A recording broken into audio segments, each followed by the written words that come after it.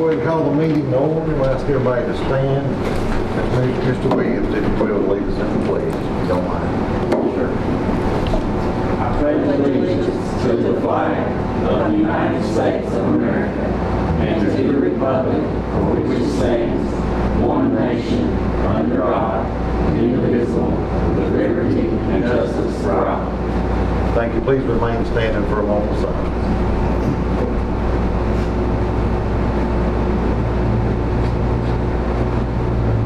May be seated. Amen. Up next is the approval. First is the approval of the agenda. We have a motion. Move we approve the agenda as submitted. Second. Motion's been made with a second. Motion's been made with a second. Any discussion? All in favor say aye. Aye. Any opposed? Motion carries. Next is recognition. Mr. Chairman, I've got some recognition about that under my report. Okay. Move right along to public comment. Do we have any public comment tonight? We turned the air conditioner off, they can't hear right there. Public comment. Any public comment tonight? Yeah. Okay, we ask that you state your name, please. My name's Gail Washburn. Okay. I wanted to ask about if critical race theory or the 1619 project will be coming to our school district. No. Neither one of them? No. Awesome. All right, thank you. Thank you. Any other public comment?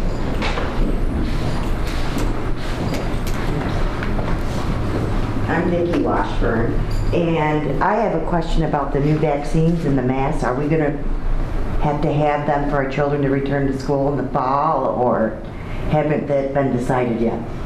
No, it's not for her. Vaccines are not masks unless we have a new governor's order. I don't think they will be either. And it'll be back to regular schedule then? We hope so, yes. Okay, That's thank the plan. Great. Thank you. Wonderful. Really happy to do that. Any other public comment? If not, we'll move to consent agenda. We have a motion to approve the consent agenda. Motion. Second. Motion's been made with a second. Any discussion on this consent agenda? Pretty lengthy this time. If not, all in favor say aye. Aye. Any opposed? Motion carries. Do we have any reports of the board? I've got several reports, sports-wise, but there's so much going on and it ain't over, so I'll wait till next week. Anybody else? I've been reading, they're doing well, congratulations. I will be going to Linwood to hold Governor's School Committee meeting Tuesday evening. Okay. Anybody else? If not, we'll hear from Mr. Dean, the reports from the division superintendent. Thanks, sir. Mr. Chairman, members of the board, in your package, you've got the Kingsport Times News drawing cards and write-on. There's a number of those. I encourage you to look at those. Proud of those students. The drawing cards, I think, are all from Dryden, and the write-on, I think, are all from Jonesville Middle this time. So if you get a chance, look at those. Enrollment, we finished the school year with 2916. That's 14 below what we budgeted, but we are good financially. So just wanted to report we're down 14 from what we budgeted, but we are good financially. You have the operations update in your packet, what the maintenance crew has been working on, and you have the transportation update, what the transportation crew has been working on. I would like to recognize a number of students from Lee High School that actually graduated from Mountain Empire before they graduated from Lee High. And these young ladies and young gentlemen went through and either got a certificate from Mountain Empire, or some of them got an associate's degree before they got their high school diploma, because Mountain Empire had their graduation before Lee High did. But I want to recognize those, Chelsea Alsop, Olivia Baker, Chloe Dean, Gracie Dotson, Abigail Edwards, Jackie Nicodem, Gracie Sage, and Micah Stewart. So, That's awesome. Congratulations. very, very proud of those that, they're going to college, and a lot of them are going to be able to start as either late sophomores or juniors. So, very proud of those. That is awesome. That takes a lot of control and discipline at that age to be able to do that. And probably even worse this time in the middle of the pandemic that they were able to get a lot of it done. Next recognition, I want to recognize Thomas Walker's yearbook staff. They received the Jostens 2021 National Yearbook Program of Excellence Award for their work on the yearbook. The staff members included Dana Saylor, Leslie Gibson, Leah Cavan, Sarah McPherson, and Vicki Snodgrass is their yearbook advisor. I don't know if Vicki's here. Do you want to say anything? I just want to say it takes some really good kids, especially during the pandemic, to pull that yearbook together. It's a small yearbook, but we worked year round. They had some high criteria. I don't know how we managed to do all that this year, but I've got really good people to work with at Jostens. They're out of Clarksville, Tennessee. The plan is that the people that I work with are out of Knoxville, the closest. But these girls I've had, the two editors I've had for 3 years, have them next year with their last year. The other two are sophomores, so I'll have them broke in. But they are excellent students, excellent citizens, and so it's an easy process when I have good kids. So. Amen. We're very proud of you and those students. Thank you. Congratulations. Congratulations. Thank you. And then if Cindy Nicodem will come up here, I'll let her talk about this more. She knows more about it than I do. She'll come on up. But the Mate Underwater Robotics team did extremely well over in Kingsport, and she can tell you how well they did and everything, and probably have some samples here to show you, but we're very proud of her and that team. Can we push this forward just for a minute? All right, that way they can all fit up here. So we'll let them all line up here. And this is our Mate Robotics team, and they're going to introduce themselves, and they're going to do some talking here in a minute. I'm Miss Nicodem, and I was one of the coaches. Miss Kennedy. And she was one of the coaches. So while they're talking, we're going to pass a few things around here for y'all to look at, because not only is the competition part operating that robot and building the robot, they have to do a lot of documentation too. And they're supposed to be like a business, and they're trying to sell their business. So they have to create a lot of documents, and they do a great job, and I just wanted you all to kind of see what they had to do, and we'll pass that around, and you all can kind of look at it while they're talking, and we'll let them start. We're the Lee Stingrays. We have 7 team members. We come from 3 different schools, come from grades 5 through 11.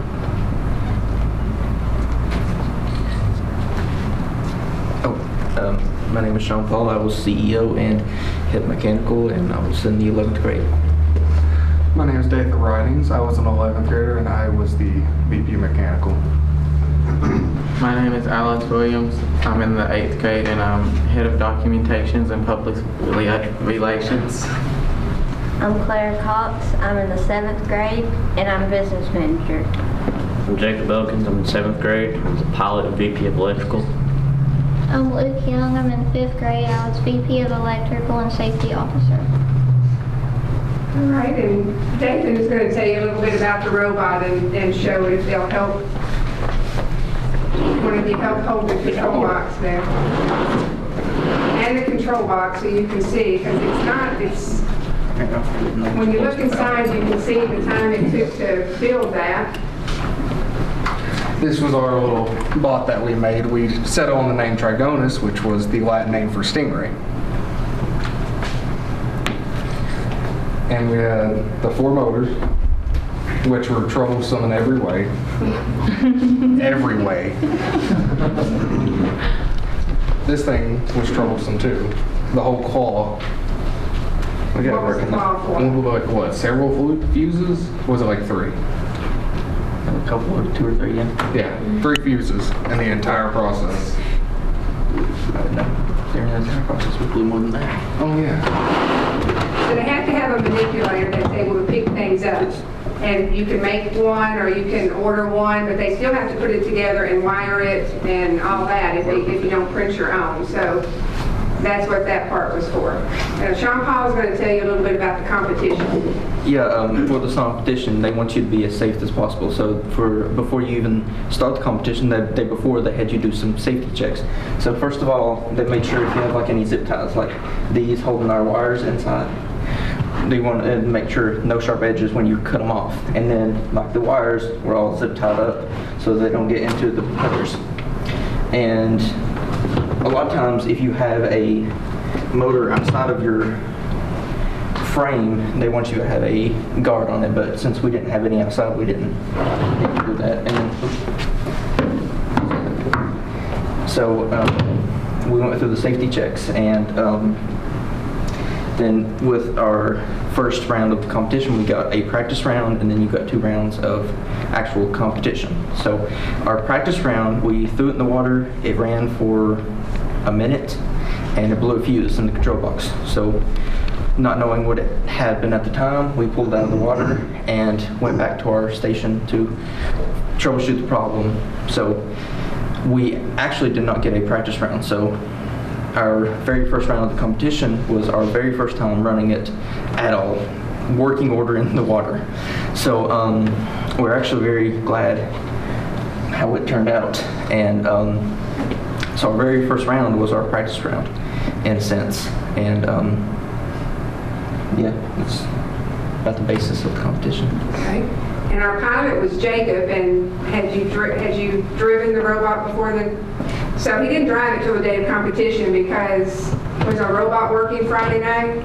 Oh. Our robot wasn't even working Friday night, so we spent probably about 4 hours troubleshooting. Friday day and night. Yeah, and part of that night, and they had to redo some stuff in the control box completely. How many times did we redo that control box? Probably. Too many. 3. A lot of times. So, and that's what they wanted to learn, you know, not to give up, to keep troubleshooting, and they learned how to do all that stuff. You already talked about your adjustments. Did anybody else want to say anything? Ms. Kennedy? The only thing I want to add is that this control box is built from circuit board up. It comes with just empty circuit boards. They solder every wire, every little component on that box is done by those students. So over and over they found out we blew 2 back planes when they plugged it in. There was too much power going through. They had to start all over. I mean, it's just taking parts off and reattaching everything all over again. So when they said they rebuilt it 2 or 3 times, that's the truth. They rebuilt it 2 or 3 times. Right. Joysticks were very finicky, and you would put one on and it would work for a second, and then you change something else and it'd go out again. So they had to replace those 2 or 3 times, and finally ended up with a switch that we ended up working with. So they just mixed it up a little, and it came out in the end to our advantage. But they did very well. We are super proud of these kids. Yeah, the judges were all bragging on them, how well they worked as a team, which we fought a lot, and I made them sing Kumbaya several times when we all started fighting. So when we won the team award, y'all must have did great. But we spent a lot of time. They actually started this during the COVID year, you know, and then it got canceled. So about 1.5 years. So it's not an easy task. So they do put a lot of time into it. We have no background in the electrical, which is the hardest part. A lot of the guys at the Career Center helped us several times. So, but they did it mostly by themselves. Stringworks is a great help, our partner over there. So one other thing about the MATE is it's not based by age, so it's based on experience. So we competed in the, if you had 1 or 2 years robotics experience, which is called Navigator. So that's the division they competed in. That's why we can have a wide range of grades. Next year they'll probably move up to Navigator. I'm trying to talk Luke into being over our younger ones and starting a team, so we'll have 2. So You're wanting us to move up to Ranger. That's what we were navigator. You all are going to move Ranger, Yes. make him do a navigator team. Yeah. So, but they did an amazing job. It was really awesome that they've done it. We've made a lot of connections because of it in robotics. And actually, Sean Paul is going to actually work for Streamworks because he takes interns when they're 16. So he's actually working with Streamworks and getting paid.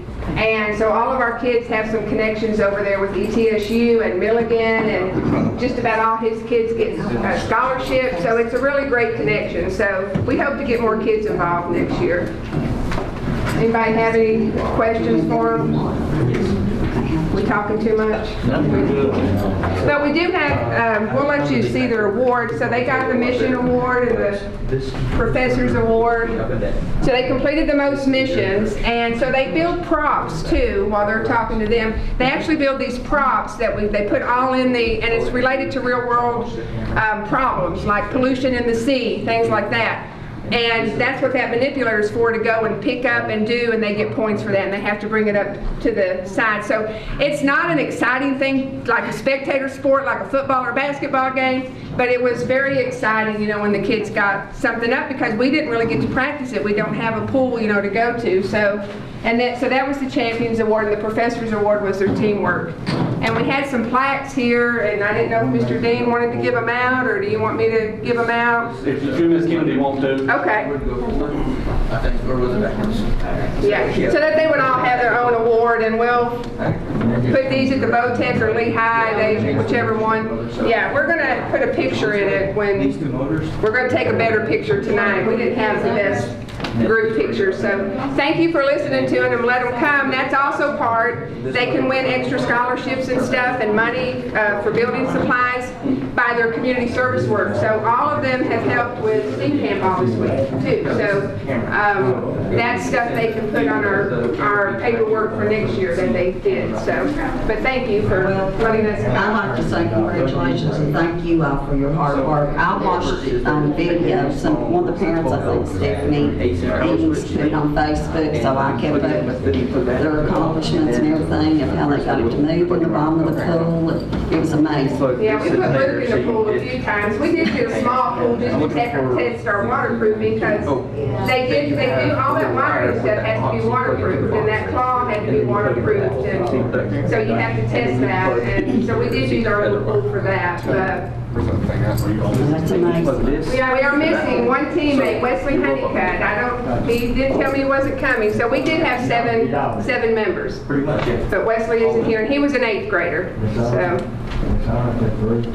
Thank you for all your hard work. I know I can't imagine trying to do something like this and instruct kids and do something like that. Well, we were crying Thursday night when we did, but it all came together. It was very exciting. They did, and some of these kids you might remember from the RDL, so they helped. They had a little bit of background, but it's nothing like the MAID. They don't have to do as much building. So I think it's good when they think critically, you know, instead of just something they memorize. Problem, right. Wonderful. Right. A lot of problem solving. Yeah. They also had to do a presentation, which was on Zoom. So they actually get engineers, and every team that's competing does a presentation in front of these engineers, and they ask them all the types of questions about that to make sure they built it, and not, because everybody else has people from like Eastman and stuff helping them, and they got us.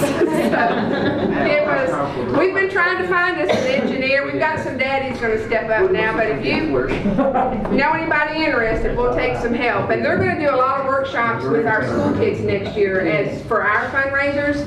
So we got some money donated this year. We bought little circuit kits and things like that. And that way we can get more kids interested. You know, they'll get that experience building those in grade school. By middle school, they won't be intimidated by it.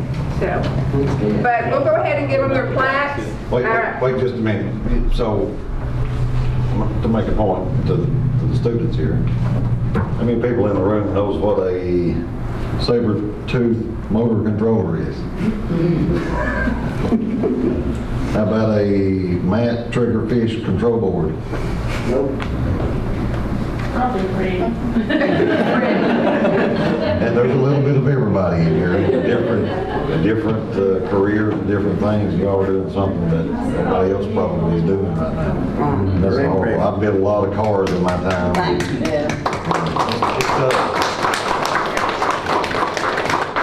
We did a lot of Googling and YouTubing and crying too, but. Ask Teamworks a lot of questions. Yeah, and they're awesome. Our connection with them, they help a lot. So we're going to give everybody their plaque. They'll have a picture in here with these plaques. Thank you. Luke Young, Clara Cox, Jacob Elkins. Wesley's not here. Alex Williams,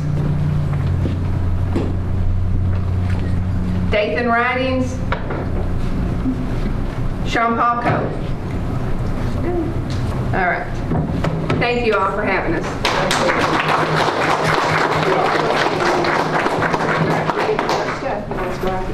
Very proud of you all.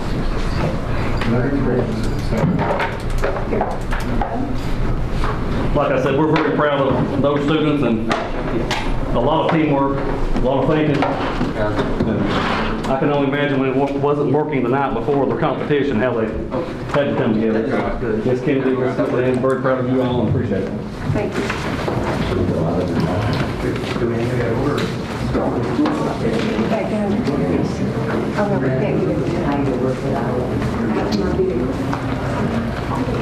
Bummed over. On unfinished business, we've got attendance zones. We discussed that last time. We got, Oh, I'm sorry, I skipped Title one. I, yeah. Wanted to let you all know we are looking at, with the help of Ms. Willis, doing the $50 of books for the book fairs again with Title I funding for the upcoming year with our Title I grant. So just want to let you know we're going to try to continue doing that as we have, I think, the last 2 years. Is that right, Ms. Willis? The $50 for the book fair, we've done it the last 2 years. Continue again this year. Which is leftover federal funds from Title I that can't be used for just anything. It's in a Title I grant, so no, it can't just be used for anything. So, but we try to put books in the kids' hands, and they have to buy, I think, actually books at the book fair. They can't buy any of the stuff. They have to buy books. Okay. Up next is unfinished business. Attendance is on. I'm sorry, Mr. Dean. We talked about this last time. As we get closer to next school year, and I've worked with Mr. Cave, we need to kind of have a direction about so we can finish bus routes. Because if we change attendance zones, that would definitely change bus routes. I know we had some talk, I think, last time about the bus. We have one that goes from Jonesville to Thomas Walker. I told you we had one that was taking a kid from 421 Market to Elk Knob. So just need some guidance so I can tell Mr. Cave how to proceed so we can get bus routes planned as he's new, and we're hoping that we can put more kids on the bus and not have like we had this year during COVID with at one time one kid per bus seat. So we had, you know, all kinds of bus routes, buses cross each other. So do you all want any changes on that? Continue as we are. I will say that if there is discussion about changing the bus from Jonesville, we have about 40 kids that sometimes ride that bus, and it's pretty even about the grades. And we have students who have always went to Thomas Walker, and we have provided that transportation. So if you are thinking about making a change, I would ask that you would phase that out and allow those students to finish where they started. I think that would be hard on them to have to change schools since we have been the ones provided that bus. I think it'd be unfair to do otherwise. What age are you? I mean, what grade level are you? 8th, 9th, 10th, 11th, and 12th. But I would say if you're going to phase it out, we wouldn't allow new 8th graders to go next year. How long has that bus been running? I don't know if I know for sure. It's several years. Didn't Kyle Chapel start that? I think it was when Mr. Chapel was on the school board, so several years. It's been going on as long as I can. But I would say if you all want us to discuss that or phase it out, we do that. It would take a few years because you've got kids who may have been going down there for the last 4 years, and now they're going to be a senior, I don't know if we need to deprive them of graduating from the school they've been going to. I think a phase out would be the only way. Is the whole issue here, is it just the bus going to Thomas Walker? Is it everything, or what's the main goal of this? Well, I mean, I know we discussed it some. I mean, I can definitely fix the bus that was going from 421 Market to Elton Knob. I mean, there's a school at St. Charles. I can notify that parent, and we can take care of that. And if we have any more like that, now, the bus to Thomas Walker is not just a kid or two. We're talking a number of students. So I think Mr. Cave and I can fix all of them except the one going to Thomas Walker, and that's why I say we would have to phase it out. And you all just give me the guidance and we can make it happen.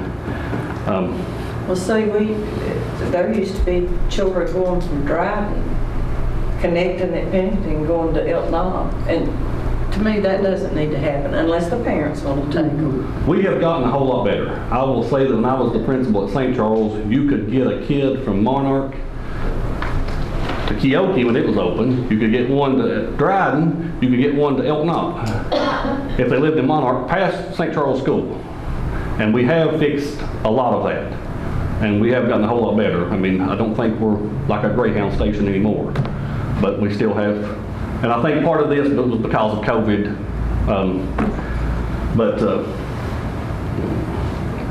We are more efficient, and Mr. Cave wants to be as efficient as possible. But we just wanted some. It just saves money, saves the county money when you're talking about extra transportation, fuel. Right. And like Mr. Hines said, if a kid out of St. Charles wants to go to Elton Knob, the parents can take them. Yeah. Otherwise, they need to go to St. Charles. Parents won't take them anywhere. If a kid out of Dryden wants to go to Rose Hill, we're not providing the bus, they can take them. But I think the issue is the one from Thomas Walker, and like I said, I would not just stop that bus. If you all want us to, we can phase it out. But so where's the line at, that you're saying that kids have to go to Lehigh and ride the bus? When I talked to Mr. Cave and Miss Mooney, who's helped this year, they said it was there at the bridges. The voting district lines, yes. Yes, and they said that's what we have used in the past as a guide. We have had some crossover there. Because I think the bus that went to Lehigh had to go all the way down to Davis Brothers to turn around. So we did have some crossover there. So I won't say in the past it's been a hard line. So from the Flatwoods Curve bus you're talking about, is that the bus you're talking about? Yes. So the Flatwoods Curve bus where they get off one, get on another, and go on down? Yes. Because it started, I mean, I think it comes by Jones, will drop some kids off or pick some kids up, then it stops at Flatwoods and does a swap, and then goes on down. It goes all the way to A-frames. Yes, I think it starts up that direction. So it's all over the place, but... There's 2 kids picked up at the A-frame. Yeah, I think that's right. But if you look at the distance, the kind of middle point between Thomas Walker and Lehigh is fairly close to... Kinzer Hall. Yeah. And right below where Bob McNeil lives, above Flatwoods Grocery, right in there. Right. So... And you can't always do like election districts to be reasonable, because I thought about my district running up to Stickleyville. You know, it would be good to pass up Elton Knob and run on my way to Dryden. But and all those people up in Dryden area. But I think this particular situation, the political boundary line does make sense. If you come to Kinzer Holler, you've got people that are living in Flatwoods, basically, that are going to go to school at Flatwoods. Right? Yes. So I'm not going to tell them we're not going to transport them 2 miles from their house to Flatwood School.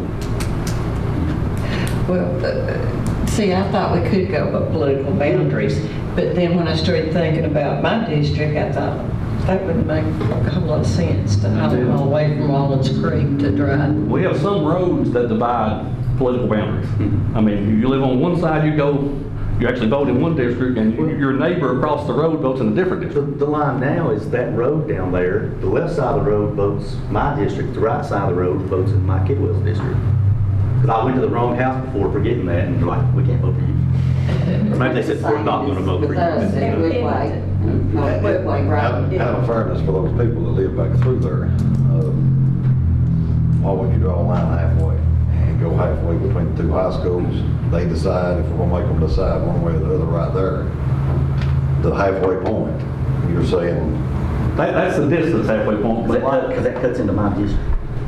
but like Mr. Hines said, Flatwoods Elementary School, those kids there go to Flatwoods Elementary School, and I'm not gonna tell them you can't go in your community to your school. But you're gonna tell them they have to go to Lehigh? No, I mean. that's not what we're saying here. They can go wherever they want to. We're just gonna say we're not gonna bus everybody all over creation and have these crazy bus routes. I mean, I'll give you another example. I'm gonna sleep either way, so. Right, I will too. Sugar Run, I think you you turn off here at totally Ed's Grocery, one side is District 3, another side is District 2. Yep. And you've got families that live on both sides of the road, and if you went, political districts, you'd have, one that would go one place and one that would go another, and they live right across the road from each other. It don't work. No. But we just need a little guidance on bus routes because I can't wait too long to fix them. Mr. Caves knew, and he wants to go ahead and get a start on them. I talked to him today.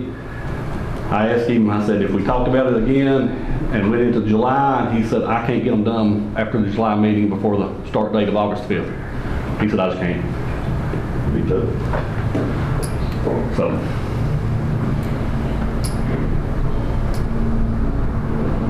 You're saying Thomas Walker is really the only problem.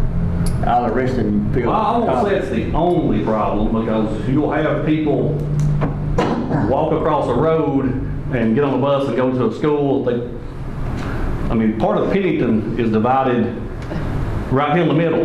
They should go to Elk Knob on one side and Dryden on the other. And all they do is walk across the road to get on a bus. And if they call us, we tell them which school to go to. Right. But does that always happen? I can't guarantee it because, if a bus driver shows up and first day of school and the kid's right there to be picked up, they probably go to whatever bus the school that bus goes to. But that's a route that's already established. It's gonna be going there anyway, right? We're not putting an extra bus out, or we're not starting a new route for those kids that are doing that. It's already there. Of course, the bus to Thomas Walker's already there. It's already there. But like I said, if you think it would be smart to take public comment or input on this situation, we're affecting 40 families here. Sounds like it. If you do, I don't know that I can get bus routes done before school starts. Right. I think you will have some public outcry, one way or the other. But Well, if that big a deal, just leave it alone this year. Like you say, you want some public comment, get some public comment. I'm not opposed to it. I think, like I said, it's affecting 40 lives that I know. I know kids in my district that come to Lehigh. They choose to. They don't. I guess they don't ride the bus up here. I don't really know. But if you leave it alone and an 8th grader gets on that bus August the 5th, they have started their high school career at Thomas Walker. And are you going to run that bus for this year and then another 4 years? Right. Well, I think, I'm not talking about the Thomas Walker deal, I'm just talking about if we kind of run these districts, it might ease up on the Elk Knob overcrowding and make sure they go to Dryden, unless the parents take them. There's situations. Is Elk Knob still overcrowded? It's not as near as bad as it was. No, it wasn't really bad when the 5th grade was there. If you look at your enrollment, Dryden finished the year with 243, Elk Knob was 272, Flatwoods was 267. So they're relatively close. Rose Hill around 210, 212. Rose Hill 214, St. Charles 124. Well, Elementary. Because of COVID, they weren't crossing up as much. Now, the one thing I will say about parents taking them wherever they want to, our policy says it cannot cause a hardship on that school. So if a kid from Rose Hill wants to go to Dryden, and that puts us at the limit, we can refuse, or Dryden can refuse that kid, because if they take them, we would have to maybe hire another teacher. So if it's an out-of-district school child that shows up, the school determines whether it causes a hardship on them. but they have to be consistent. I mean, they can't, one school say 17 causes me a hardship and another one says 12 causes me a hardship. We would give the principals guidance on that because Ms. Willis and I both have that handout that shows you what the maximum number can be in a classroom. I think I'm hearing that we keep the bus at Thomas Walker. The question is, do we allow 8th graders to ride that bus this year? If you're phasing it out, the answer is no. If you're leaving it alone, the answer is you let them ride.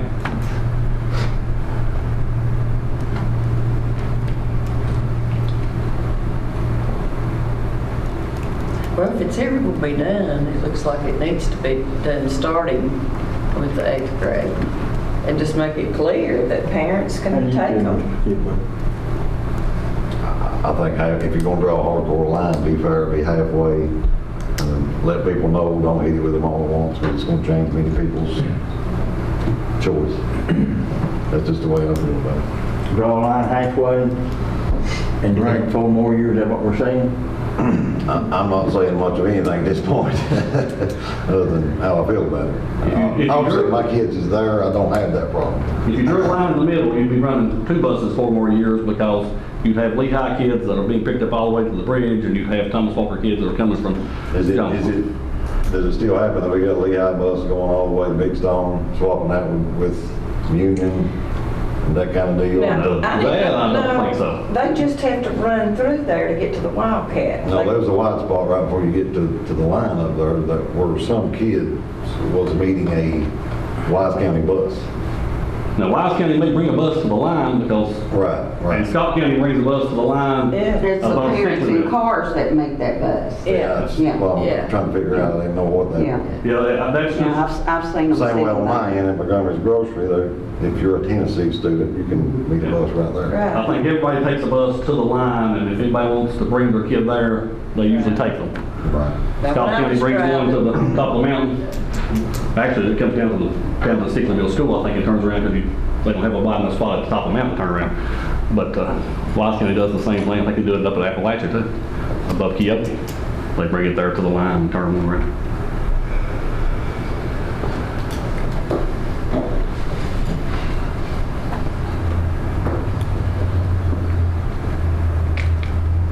Can we have more discussion about it? Or do you need to know tonight? If we wait till July, I don't know that we'll have bus routes done before school starts.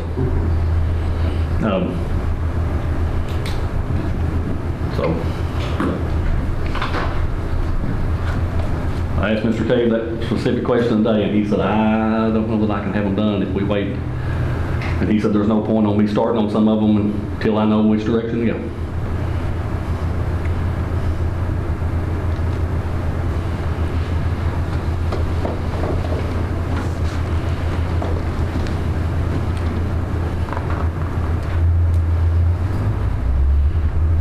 I'll just say I'm for keeping the line where it is. It makes no sense to cut into that district with those kids being in that community going to that school. That would disrupt a lot more lives than 40. And I don't want to disrupt 40 lives either. So like I say, I think it'd be unfair to tell them we're not going to provide transportation since we've been doing it. Once those kids cycle out, that's what everybody wants, then do it then. I'll leave it at that. So you're saying phase it out starting this year? We're going to do it. How does the rest of the board? I just need a consensus so I know which way we're going. I agree. I agree.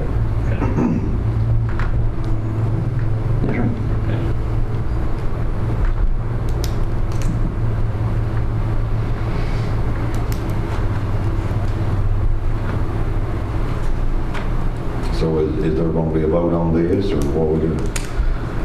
I mean, you all can make it an action liable, and I can just take the consensus that the majority of the board has given us the direction to phase that bus out. No 8th graders will be riding it this year.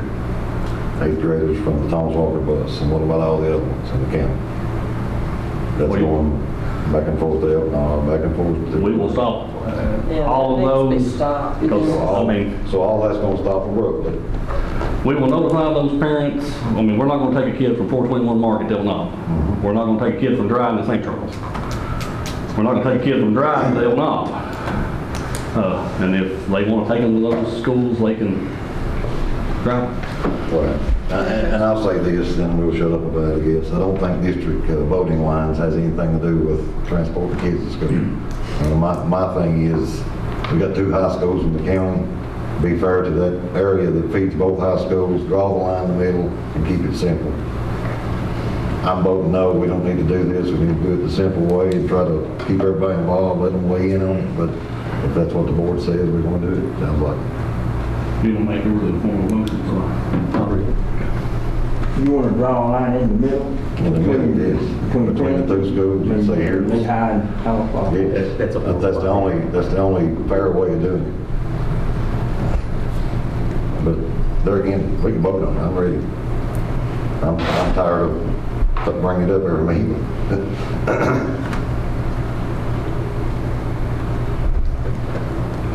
We're at the halfway point at. It's up above Flatwoods Grocery, right there. What's the name of the? It's right around Kinzer Hall, which is right, which is basically 2 miles from the Flatwoods curve where some of the kids are getting on the bus there anyway. Mr. Sturgill, since the board started this bus route and it was an action item, an unfinished business, do I need a vote? You know, I think that if there's appears to be a disagreement, I think that a formal vote probably should happen as far as that goes. If it was clear consensus and kind of an uncontroversial issue, I'd say not, but I think a motion that probably should occur at least. Can we draw a line in the middle? I'm gonna make a motion. We can do what we want to. It's the school system that zones. I've got a motion. Okay. Make a motion that we phase out that route, being fair to them, they get time to plan on it and not cut anybody off. And also let the line stay where it is, it's bridges. That's my motion. My second. So I guess we need to amend the agenda first and add this voting item to it. Well, it's unfinished business. I think I had down as an action item a month ago. Yeah, it's unfinished business. I think a vote can occur under that. Okay, that motion's been made, and you can clarify with him. And the second, any more discussion? All in favor say aye. Aye. Any opposed? No. I oppose. I vote. I say draw the line. Motion carries. Action and discussion item A, action if any to award contract related RFP 20-1003 pest control services along Mountain Pest Control. This was I'm sorry. This was a request for proposal we did last year. And in it, we offered the ability to do an addition. They got the award last year, but they could also get the award this year and the next year if we exercise that option.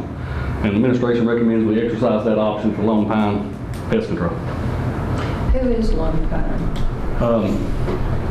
Ron Anderson, they're out of Wise County. Okay. They have done it the last few years, and I have not heard any complaints from the schools.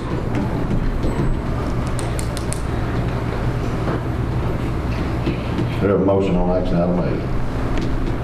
So moved. Do we have a second? Second. All in favor say aye. Aye. Any opposed? Motion carries. Next is B, action if any to authorize the division superintendent to make necessary transfers between categories. All line items and categories to make necessary transfers between all funds to close out fiscal year 2021. Mr. Chairman, as we finish the fiscal year, just looking for authorization to transfer any money that we need to transfer to close out any categories or funds to close out the books for this year. I so move. Motion made, we have a second. Any more discussion? All in favor say aye. Aye. Any opposed? Motion carries. Next is C, to appoint Stacy Belcher to attend meetings of the school board in absence of the division superintendent. I'll make the motion. Do we have a second? I second. Motion's been made. All in favor say aye. Aye. Any opposed? Motion carries. Next is D, appoint Stacy Belcher to sign Virginia Department of Education documents in absence of the division superintendent. I so move. Second. Motion been made with a second. Any discussion? All in favor say aye. Aye. Motion carries. Next is E. Appoint Mr. Brian Dean as the agent and Stacy Belcher and Christine Williams as the deputy agents to examine and approve claims and authorize the payment. So moved. Second. Motion been made with a second. Any discussion? All in favor say aye. Aye. Any opposed? Motion carries. Next, appoint Stacy Belcher and Christine Williams as purchasing agents for the school board. So moved. Second. Motion been made with a second. Any discussion? All in favor say aye. Aye. Motion carries. Last is G, authorize the division superintendent to fill vacancies existing or occurring between June 10th, 2021 and July 8th, 2021. As I said last month, Mr. Chairman, we probably have some openings in between board meetings and just asking for authorization to fill those in between board meetings. And you will let us know. Absolutely. Okay, I so move. Second. Any discussion? All in favor say aye. Aye. Motion carries. I'll ask Mr. Hines to read us in closed session. Move to go into closed session to discuss personnel under Virginia Code Section 2.2-3711, subsection A1. Motion been made. Do we have a second? Second. All in favor say aye. Aye. Aye. We're now in closed session.